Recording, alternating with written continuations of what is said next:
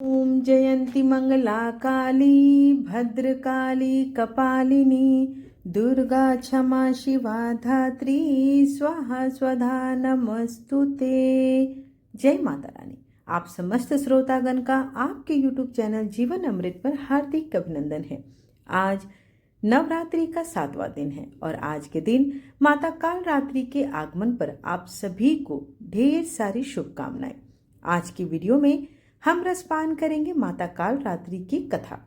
माँ दुर्गा के कुल 9 रूप हैं जिनकी पूजा नवरात्रि के 9 दिनों के दौरान की जाती है। पहली शैलपुत्री, दूसरी ब्रह्मचारिणी, तीसरा चंद्रघंटा, चौथी कुसमांडा, पांचवी माता स्कंद माता कात्यायनी, सातवीं कालरात्रि, आठवीं महागौरी और 9वीं सिद्धिदात्री है। माँ काल रात्रि भी इन्हीं में से एक है जिनकी पूजा नवरात्रि के 7वें दिन की जाती है, जिसे आप महासप्तमी के नाम से भी जानते हैं। आज ही के दिन जिन पंडालों में माता दुर्गा की मूर्ति स्थापित होती है वहां सप्तमी के दिन ही उनके पट खोले जाते हैं, जिसके बाद भक्तगण माता के मुख का दर्शन कर सकते हैं। माँ दुर्गा का ये अवतार बुराई का नाश करने हेतु लिया था। उन्होंने ये अवतार धारण कर शुंभ निशुंभ और रक्तबीज जैसे दानवों का वध किया था। माँ दुर्गा के इस रूप को सबसे शक्तिशाली माना गया है। इनके शरीर का रंग घने अंधेरे की भांति काला है और माता के अत्यंत लंबे केश खुले और बिखरे हैं। माँ काल रात्रि के गले में विद्युत की तरह चमकने वाली माला है। साथ में 4 भुजाओं वाली कालरात्रि देवी गधे पर मंडित रहती हैं। इनके बाएं हाथ लोहे का कांटेदार अस्त्र अलंकृत है और दूसरे में एक कतार है। माँ काल रात्रि का दायां हाथ हमेशा ऊपर की तरफ उठा रहा है, जो लोगों को सदैव अपने आशीर्वाद से सुसज्जित रखता है। माता का नीचे का हाथ सदैव भक्तों को आश्वासन देने के लिए है कि वह माता के संरक्षण में भय मुक्त होकर रह सकते हैं। माता को गुड़ का भोग अति प्रिय है और उन्हें लाल रंग के वस्त्र और रात रानी के फूल भी अति प्रिय हैं।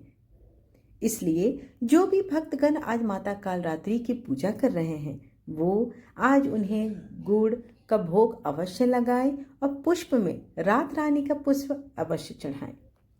माता काल रात्रि की पूजा सप्तमी के दिन ही क्यों की जाती है, इसके पीछे भी एक विशेष कारण है। माँ काल रात्रि की पूजा सप्तमी के दिन इसलिए किया जाता है क्योंकि 6 दिन देवी की पूजा करने के बाद 7वें दिन हमारा मन सहस्त्रकर चक्र में स्थित हो जाता है। इस चक्र में हमारा मन सबसे साफ और शुद्ध स्थिति में होता है। इस वक्त काल रात्रि की पूजा करने से हमें ब्रह्मांड की सभी सिद्धियों की प्राप्ति होती है और सारी असुरी शक्तियां हमसे दूर भाग जाती हैं।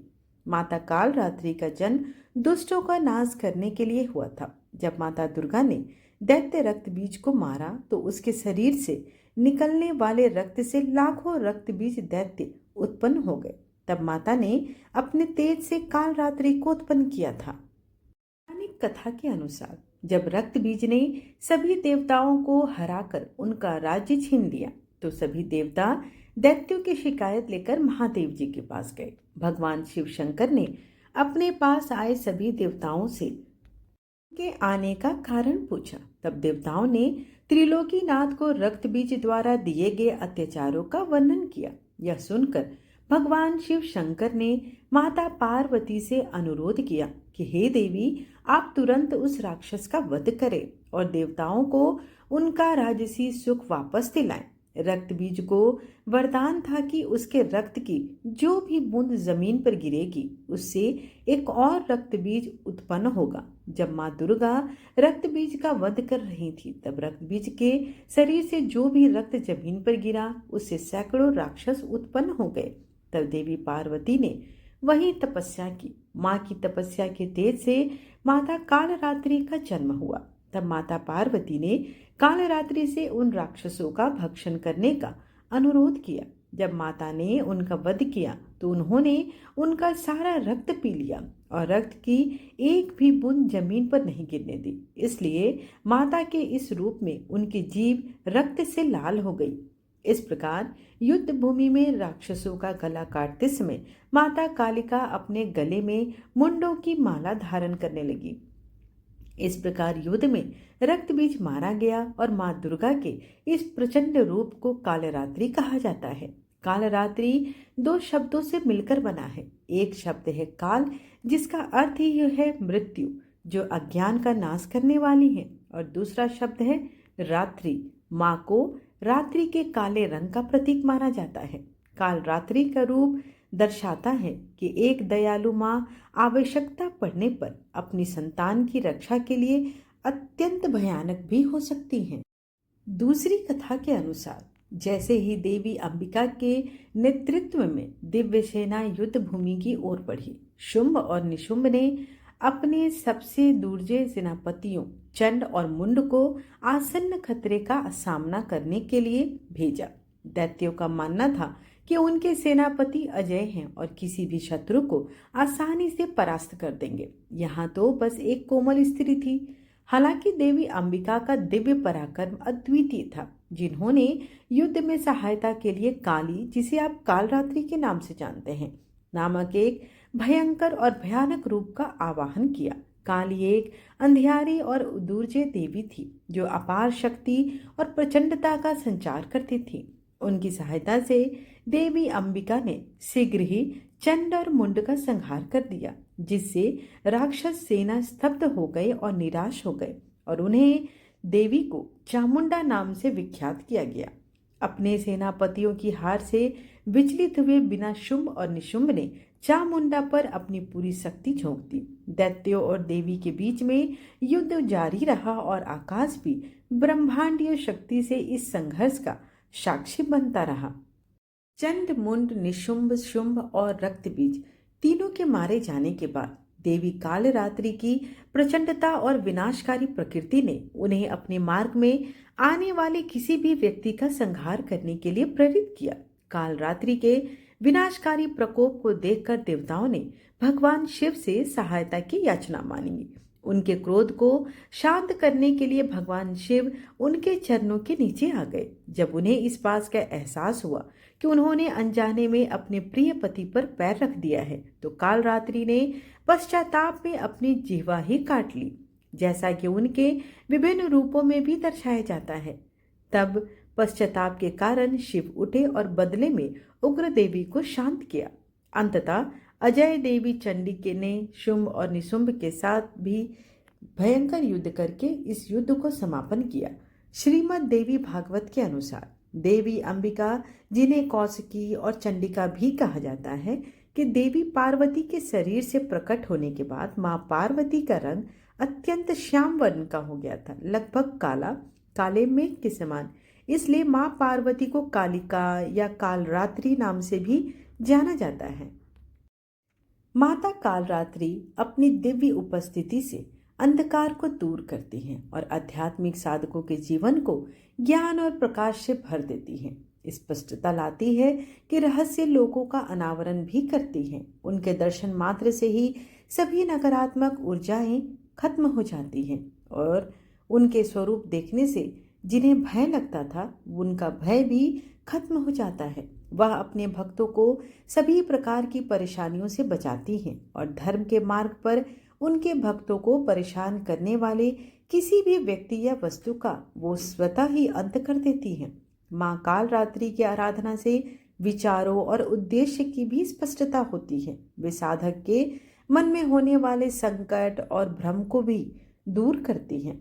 मां कालरात्रि की भक्ति रहस्यमय है, लेकिन इसके साथ शक्ति और आध्यात्मिक जुड़ाव भी गहरा है। यह आध्यात्मिक चेतना के जागरण में सहायक होती है और अंतर्ज्ञान की बुद्धि को भी प्रखर करती है। मां कालरात्रि हमारे अंदर आत्मविश्वास का निर्माण करती है, जो हमें विश्वास और आस्था प्रदान करती है कि हम कुछ भी और सब कुछ प्राप्त कर सकते हैं। बस मां के दिव्य चरणों में अपनी श्रद्धा भक्ति से उन्हें अर्पण करना है।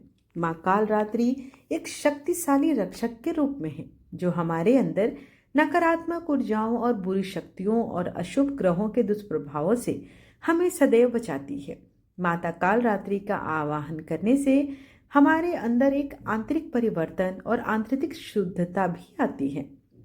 माँ कालरात्रि की पूजा से आंतरिक शांति की भी प्राप्ति होती है।